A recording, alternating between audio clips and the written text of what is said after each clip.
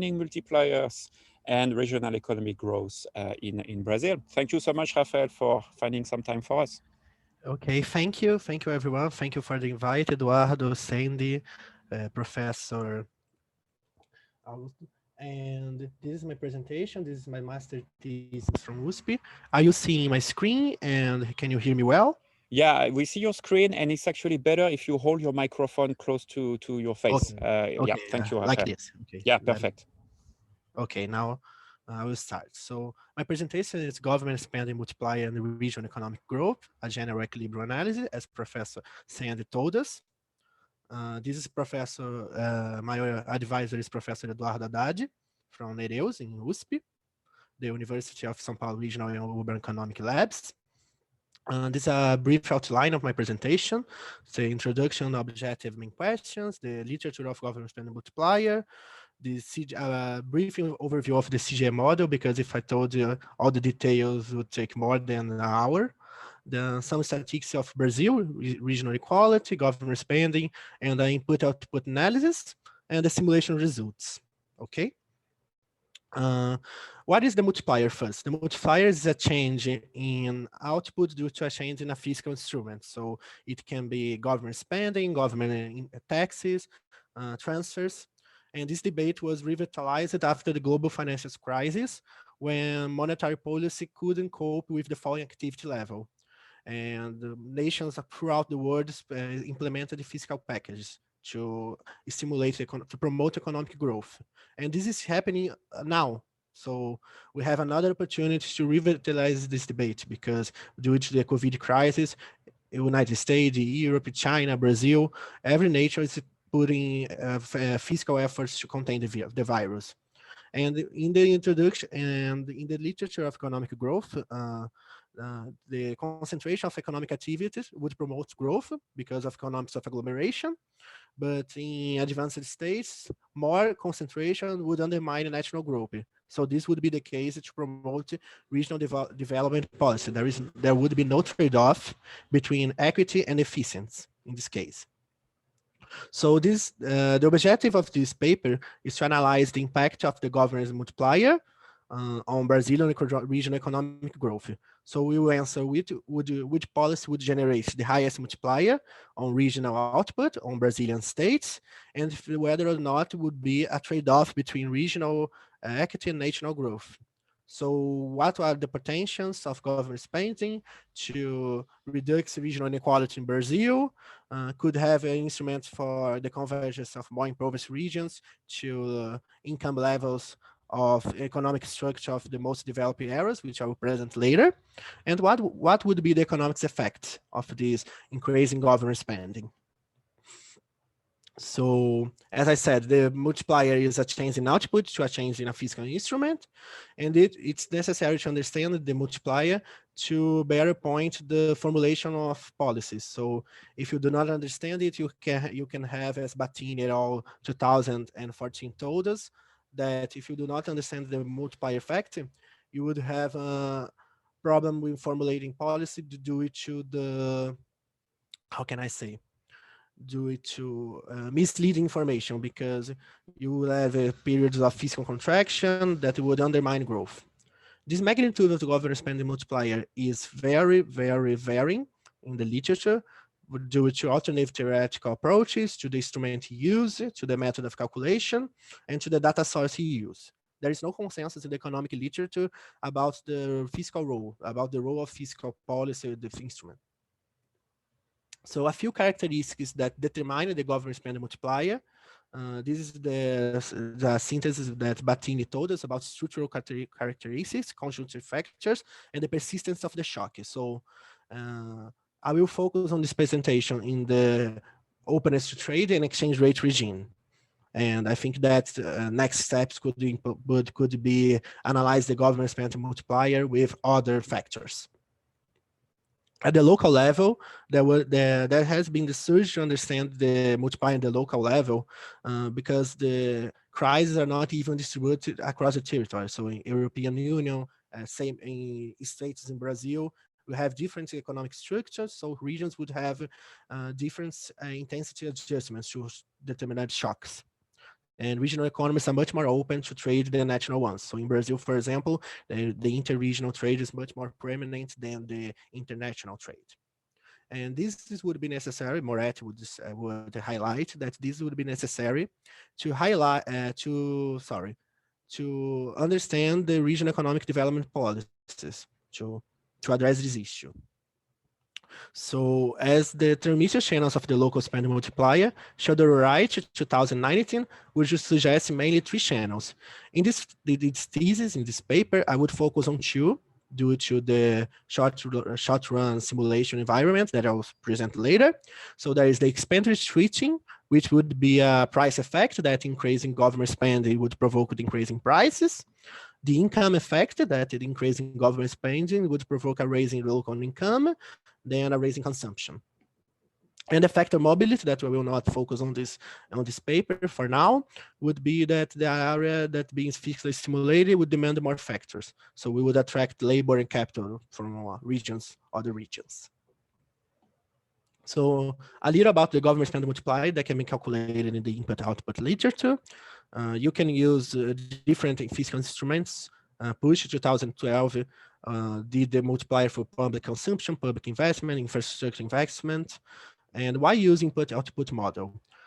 Input-output model imposes much less structure to the economic data, and it would not need the premise about the work of monetary policy that the macro approach does very often.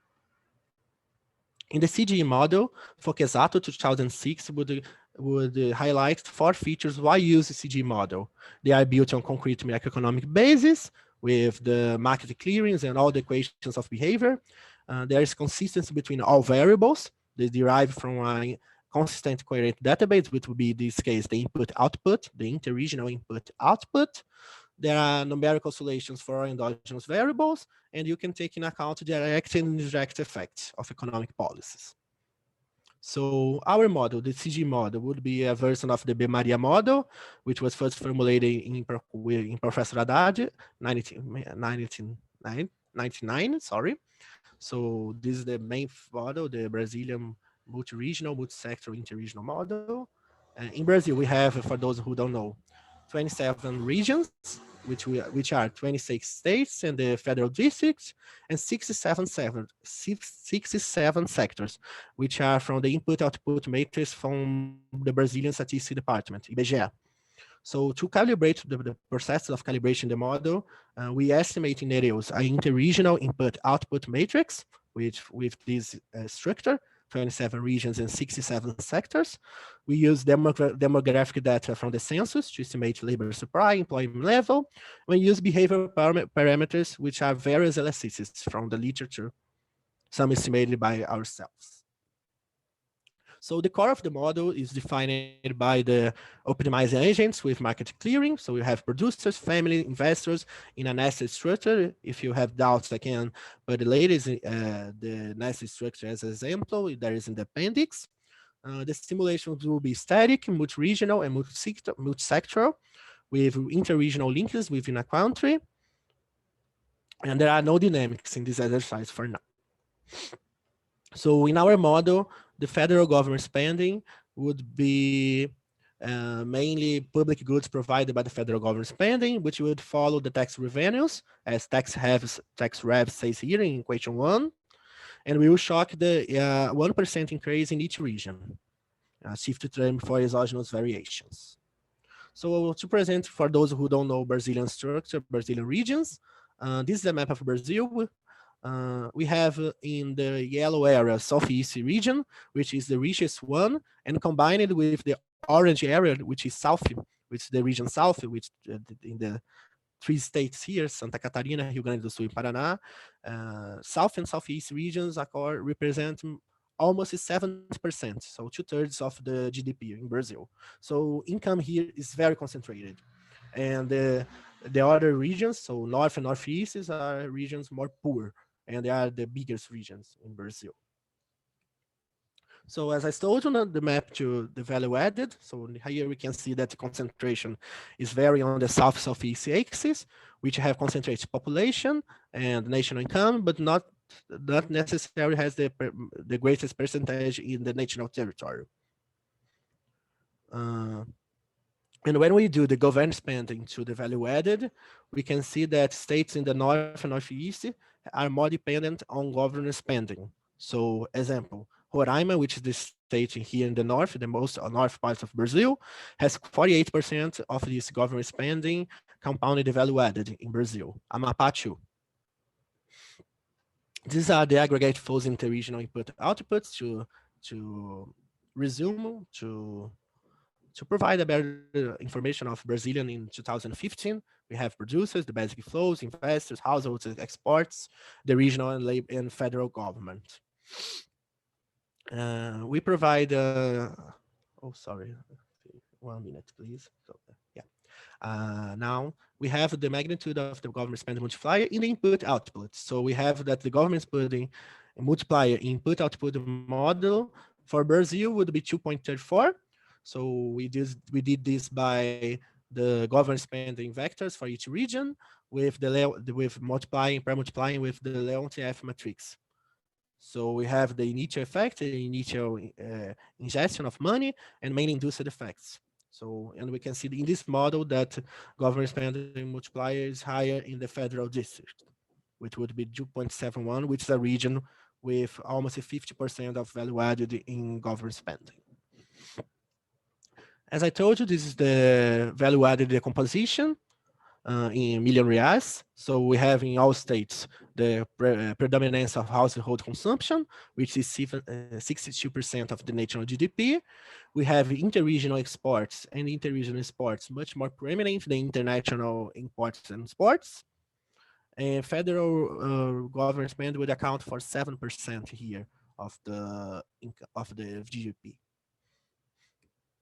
Oh, no, it's not going, sorry. Oh, 1 minute, why? Oh, sorry. This is the causal relationships in the simulation.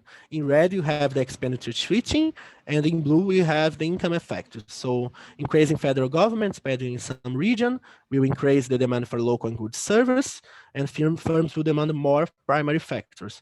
These, the firms demanding more primary factors would generate a pressure in factors, and the primary factors price. So we will have an increase in relative prices from local goods and service, which would generate a negative domestic term of trade. So exports would diminish, while imports would increase in this region. So we have the expenditure switching channel. And buying firms demanding more factors would increase employment and income, increase consumption. So we would have the income effect. But when we import more from other regions, when we increase the consumption from local goods and non-local goods, we would have the expenditure switching occurring in other regions too. So we would have expenditure switching happening in other regions too. Following the methods in Haddad et al. 2018, the size of our baseline shock would be a 1% increase in federal government spending.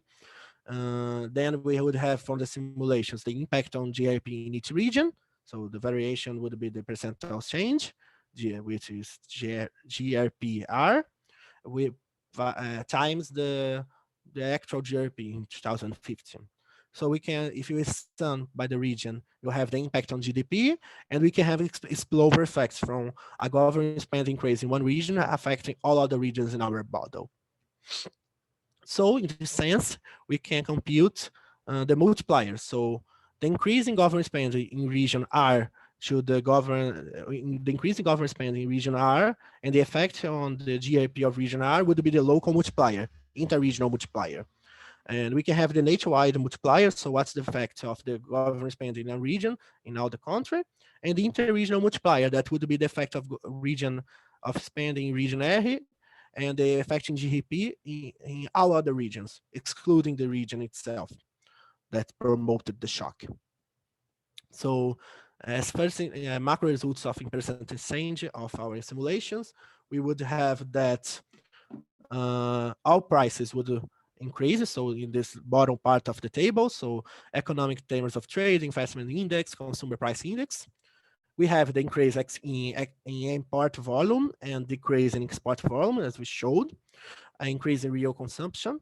Investment, as I don't told you, but investment in a short run approach environment scenario is exogenous, so we don't have investment decisions in the short run, and capital stock is still exogenous, so we do not change that for now. So in the sector activity, we can see that general tradables are negative affected. So sectors of manufacturing, agriculture would be negative affected because of the deteriorations of terms of trade. The export volume will decrease, while service sector, services that are more inter-regional itself, public administration, public health and education would be the most benefit.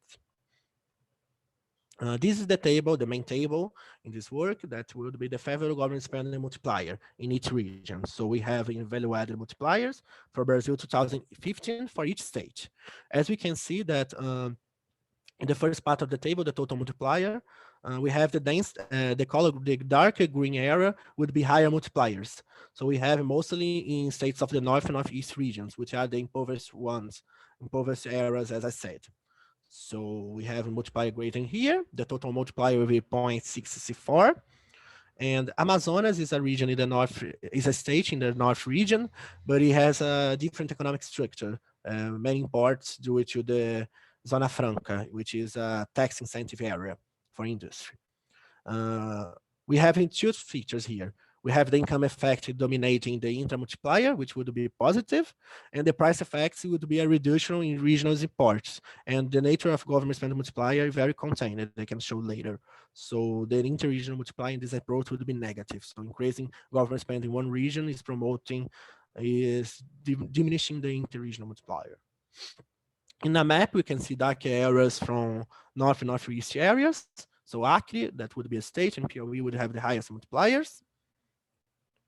And we can see the effects in simulations in welfare improvement. So all regions present in welfare improvements measured by the equivalent variation and relative equivalent variation.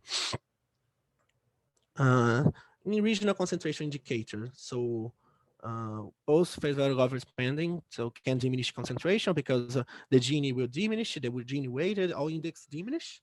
So increasing federal spending in this case in the simulation would be promoting regional integration, would be diminished regional concentration. Sorry. So we perform a systematic sensitivity analysis to test the numerical structure of our model. So we will simulate as I said, the degree of openness to trade by the Armington elasticities and the export demand elasticities. We do the Gaussian quadratures in the sensitivity analysis of Jimei, which would be a 95% of confidence interval. So it is by the interregional Armington, we can see that if the sign is changed too much or is too large, the range, this column means range, we can see that the multiplier would be particularly sensitive to the parameters. So in this case, São Paulo state, the wealthiest state in Brazil, would be very sensitive to interregional Armington elasticity. This can be because of the importance of São Paulo in interregional commerce, because São Paulo is a wealthy state and sell a lot to all other states. In general, our results are robust because the multiplier not change so much, except for São Paulo in this case. When we analyze the domestic foreign Armington elasticity, would mean the international trade, right? São Paulo is not conclusive, so it can even be worse. The results of São Paulo varies too much, and Amazonas displays also significant variations because of this tax-free zone that he has. This happens a lot. We do with both elasticities happen varying together. We can see even further São Paulo difference in range. And when we do export demand elasticities too. So São Paulo possesses the highest range here, 2.2. The multiplier varies a lot in this case of the export demand function elasticity. We do the performance in another way of performing by not using Gaussian quadratures of the Jimei, right? We have this by changing the data by multiplying by 2, by 5, by 10. So we do the qualitative analysis and simulate again our model. So when we analyze both substitution and Armington elasticities, as we can see that the price effect will diminish as we increase the elasticities. and real GDP and consumption will also diminish when we increase the elasticity, while import volume improves. So in this case, we also have that when we increase the price elasticity of other regions, Brazil, the rest of the world, the Armington elasticity, which is a price elasticity, we have that the multiplier reacts according to the literature. If we increase the import elasticity, we diminish the multiplier. So we will be in the reduction in the income channel, and expenditure channel would be more negative in all states. This is a similar pattern observed when we analyze separately the domestic foreign Armington and the export demand elasticities. And to conclude, before we perform other scenarios of analysis, we change the size of the shock.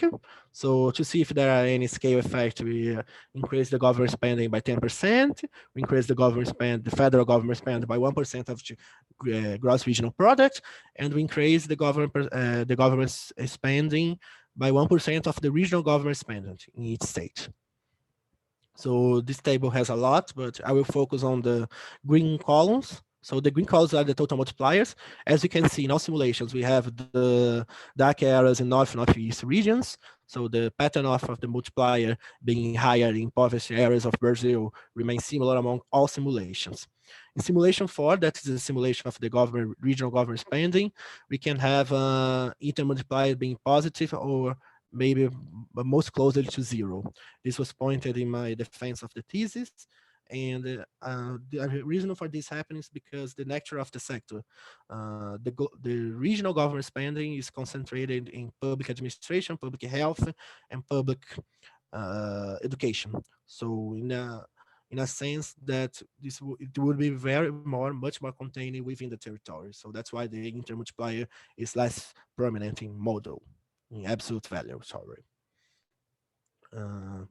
And also we did another performance of another scenarios because in April, Brazil proposed a fiscal package to counteract economics of the pandemics, the economic effect of the pandemics. We based this on policy 2020, and this fiscal package was 140 billion reais. So with this, but there is no data about how this fiscal package would be distributed. So we simulate this distributing by the population, the share of population. So regions more populated would have received more funds, and by poverty, by the share of poverty in each state, and by a state participation fund, which would be the FPI criteria. As we can see, the multiplier also remains very similar, the green column of the total multipliers in all simulations, much more prominent in the regions north and northeast. We can see that the poverty criteria and the FPI criteria would favor would put more resources to north and northeast states, which we have in these blue columns here, while the population criteria would have, as I said, the richest one, the more density one states would have more funds. But the structure remains the same of the multiplier. And to see if there is any equity and efficiency trade-off, we see the effect in the post simulations in the GRP of the region. So we can see that all simulations would have a change in northeast regions, would have greater GDP. So this would promote increasing the GDP of the other regions of the Brazil, so deconcentration. And another interesting factor is that the most acceptable scenario, the FPI criteria, which is the last in the column, would have a greater, how can I say, a greater national GDP, even if compared to the efficiency scenario that would favor the most developed areas. So it seems there's no trade-off between equity and efficiency in this case. So I'm already finishing. So so just to conclude, my time I think is passing. So in all scenarios, you can see that the government spend is responsible for promoting the share on north and northeast regions, as I told you. And the FPI criterion would be the most significant variation of the national GDP. There's no trade-off between regional inequality, reducing regional inequality and promoting national growth. So the final remarks, as I told you, For our results, we can see that the government spending multiplier is high in North-Northeast. We can compare the multiplier between the input-output and CGE approach. So in the input-output, we see that all multipliers are above 2, while in the CGE approach, they are less than unity. This can happen because of the price effects of our model. In input-output, we do not have the price effect. It seems that the government spending multiplier could be used as a tool to regional development policy, in this case, in this baseline simulation of ours. Increasing import penetration and export demands would provoke the diminution of the local multiplier. So we are contributing to the economic literature on government spending multiplier, the local level, in a large emerging market as Brazil, providing estimates of the multiplier for states and the degree of role traders to the transmission of the government spending. As next steps, we can introduce a public finances module to test the impact of government spending on the different finance options. So if it's by tax finance, domestic borrowing, or foreign financing, and the effects of public finance, so GDP rate, for example. We can distinguish between multipliers instruments, so can be public investment, public infrastructure, tax incentives. So we see the multiplier to test our results in other government spending instruments, introducing dynamics, so as a macroeconomics question, and analyze the patterns in the multiplier in the business cycle to measure if there is any counter-cyclical regional policies, especially now because we had this happening, right? Throughout the world, we have the government spending usage to counter-cyclical policy. And that is, thank you. So thank you a lot. All right, Raphael, thank you so much for your presentation. It's a lot of material, so let me see if I've been able to pick up some of the main elements that I think may deserve a bit of attention. Number one, you have the largest amount of the presentation, which is basically focusing on how government spending is affecting regional output. And it's very much towards the end that you're looking at other indices, more especially poverty reduction, which kind of caught my interest from the beginning. In other words, my very first question is, does it really make sense for output to be chosen as the outcome variable for most of the analysis? Is that really what government spending is for? Or is it mostly focusing on job creation, poverty reduction, you name it? I'm not saying output is a bad choice. It's definitely one of the most chosen variable when it comes to any IO or CGE model.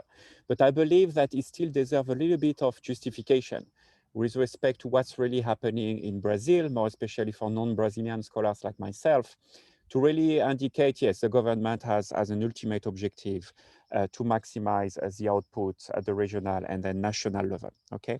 Second element, you have, before you really start the analysis, at some point you have that relationship which is set, which is looking at how federal spending is actually making a shock on federal demand. You had that in some equation, I think it's slide number 7 or 8, something like that, fairly early in your work. I did not fully get what you do out of it. Is it just showing the relationship from an IO perspective? In a sense, it's a more of a structural relationship? Or is it you actually running econometrically that relationship in order to get access to the elasticity of federal demand on federal spending? Because if that is the case, then eventually there's some question of endogeneity to account for. It's obviously a very circular relationship. So just clarify it better if you don't mind, because I did not fully get it.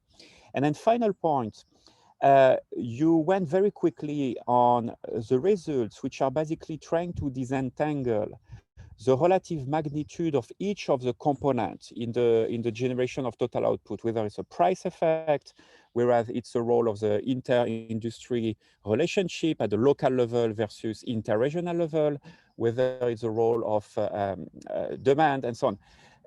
That was very fast. That was, to me, that's the most important element. I would like to very much understand for each area or even municipality, what is the one element that really drives that multiplier effect? And I'm assuming it is very different from one area to the next. So I will eventually suggest you present less material, but eventually focus and spend a little bit more time on the very important pieces of information you want to communicate. Otherwise, the audience may be a little bit lost as to such an amount of information. So yeah, that's my comment, Raphael. What do you think? Okay, thank you for the comments. First, I think that the output in a general equilibrium model would be, I will answer each of the questions, okay? One by one. So I think that output's the main variable in this computable general equilibrium model as we have now, because we do have the effect on job creation in percent change, but I think that in CGE models, I think that the job market and the labor market, we would have to be a much more rich, much more focus on the job market, on the labor market. And this was my master's thesis, so I had 1 year especially to do this, and I think that's great to see the effect on other variables. We have the effects on trade, internal trade, interregional trade. I did not present here. But yes, I think that labor market outcomes can be very important, and especially they are if we have a populist government, so everyone wants to create jobs and provide better jobs for population. So I think that's one criterion to look at when we do the public policy, right? I think that right now the model can do this, the model that I have in my thesis, because I think that labor market needs better modeling, a labor market much more integrated in the CG model. I think that you agree that. And the second question was the federal government slide. On the elasticity I present, I agree with you that I think that I have too much, and I try to present everything in this little time. So I think that I have to work on that. Thank you for the comment. The second part would be all the elasticities of the model. We have that in the general equilibrium model as numerical values. We do not calculate the elasticities. We take them from the literature. So we do not calculate the elasticity for now. I present that equation because that is the federal government demand, which will have a general equilibrium effect, because we will have the shock in every region. So it will provoke a price effect, income effect, and we will have another equilibrium. So in another moment, post simulation.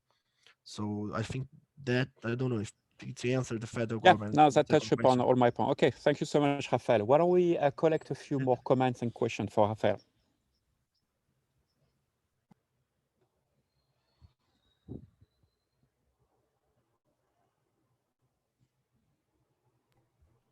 Okay, I think they're a little bit shy, Raphael. So let's leave it to that. Thank you so much again to you for your very interesting presentation. Thank you very much to Professor Xiaoli for a very nice presentation also about innovation in China. And I really hope to see everybody next week at the same time and in the same place. Thank you so much, everyone. Bye-bye. Thank you, Sandy. Bye-bye.